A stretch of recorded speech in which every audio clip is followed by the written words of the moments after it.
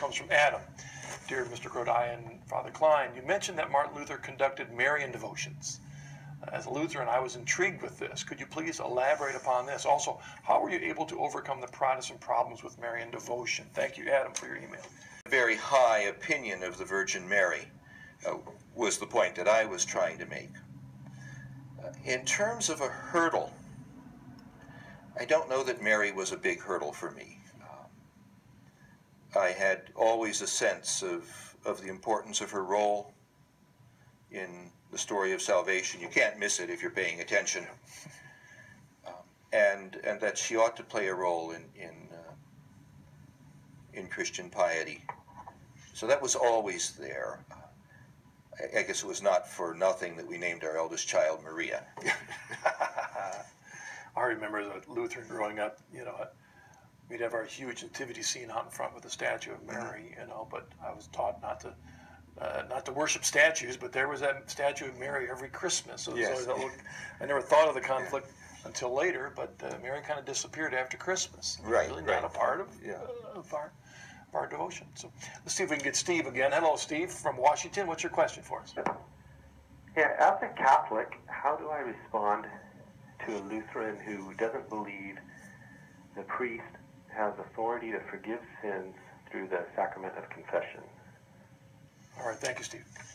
I would direct that Lutheran to the Lutheran Book of Worship, in which the pastor announces that by his authority, or her authority, since some Lutheran churches ordain women, sins are being forgiven. The Lutheran Church, in fact, teaches the authority of the clergy to absolve. Of course, beyond that, there are the authority given in Matthew and the authority given in the Gospel of John when Jesus breathes upon the disciples and sends them forth to forgive sins. So I'd say direct your friend to the Bible and to the Lutheran Book of Worship. So it's really there in his own tradition. It's there in his own tradition. I guess I'd always assumed that there was a tension there, since it seemed that Luther was trying to downplay the priesthood, that he was undercutting the foundation for confession and the sacramental nature of the Mass because he was trying to downplay the priesthood. Is that accurate?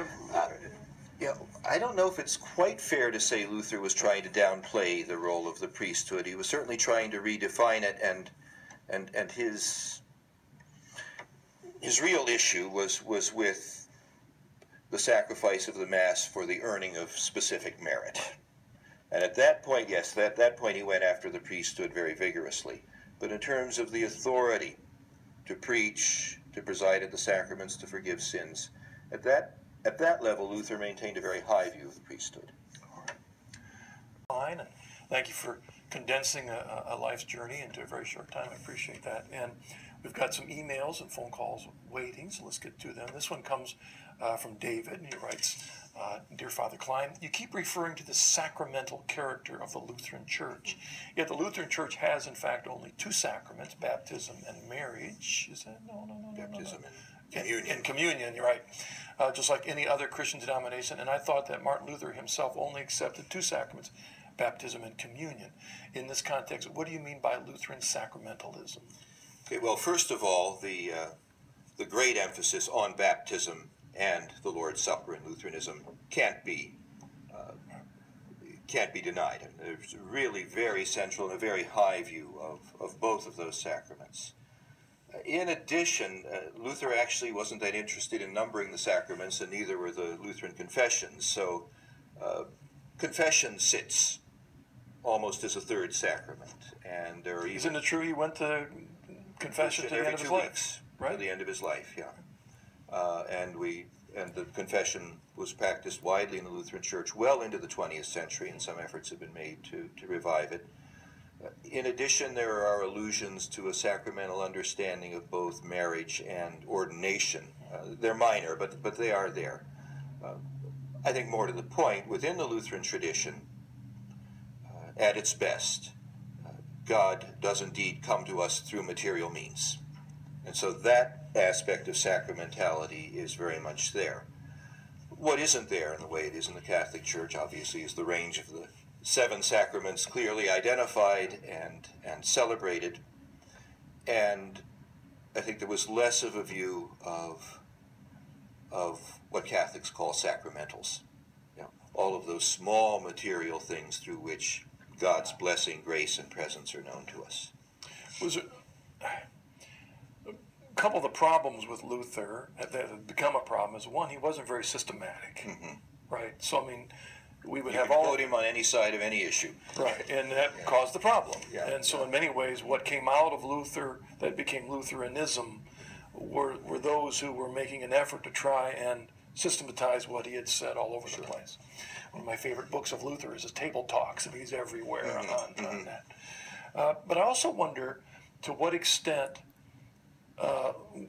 Luther's rejection of transubstantiation had to do with his own background that was kind of an anti-Thomas teaching that kind of set him off in the wrong direction because of his formation before, his training before even becoming a priest. Luther felt that the philosophy of Aristotle had totally trumped Jesus Christ in the late medieval church. And apparently, as he was taught late scholastic theology, that's what he perceived. What he didn't perceive was that there might be some use in clear definitions of the sort that we see in the doctrine of transubstantiation. And I think the rejection of that probably in some ways weakened Lutheran sacramentality and made it more open to rather more subjective interpretations. So Luther's vivid sense of the real presence, including the real presence after the celebration of the sacrament, so that the elements were consumed or carefully sequestered, that faded.